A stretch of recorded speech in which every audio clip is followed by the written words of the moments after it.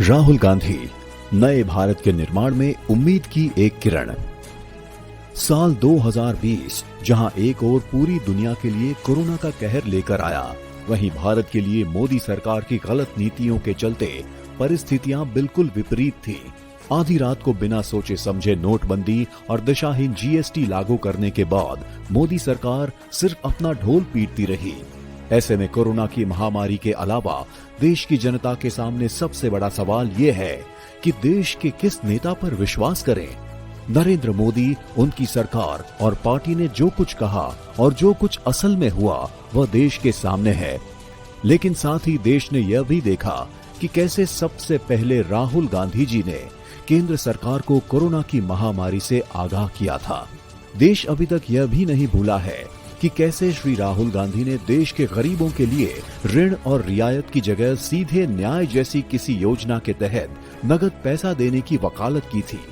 20% सबसे गरीब परिवारों को 72,000 रुपए साल के उनके बैंक अकाउंट में सीधा डाल दिया जाएगा।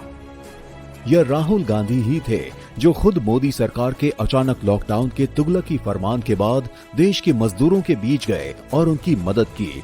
श्री राहुल गांधी ने देश और विदेश के आर्थिक विशेषज्ञों, वैज्ञानिकों और विषय विशेषज्ञों से सीधे बात कर देश के सामने उत्पन्न परिस्थिति के उपाय ढूंढकर केंद्र सरकार को बेबाक राय दी।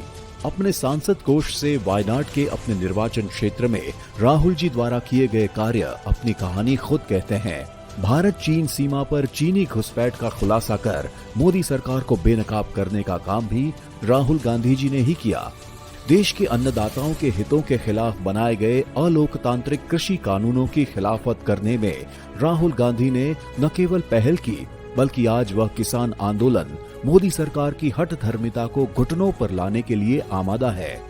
वह चाहे अर्थव्यवस्था के प्रश्न हो या गरीबों की मदद के लिए योजनाओं की बात हो, बात चाहे विदेश नीति की हो या कोरोना जैसी वैश्विक बीमारी से लड़ने का मोर्चा हो, फर्ज चाहे हाथरस की बेटी को न्याय दिलाने के संघर्ष का हो या किसानों की कर्ज माफी करवाने में महत्वपूर्ण भूमिका निभाने का हो। साल 2020 में श्री राहुल गांधी भारत के संविधान और उसकी संवैधानिक संस्थाओं के सच्चे पैरोकार के रूप में सामने आए हैं और ऐसा करके उन्होंने पिछले 135 सालों में देश पर आए हर संकट का डटकर और सफलतापूर्वक मुकाबला करने की दिग्गज कांग्रेस नेताओं की विरासत को ही आगे बढ़ाया है।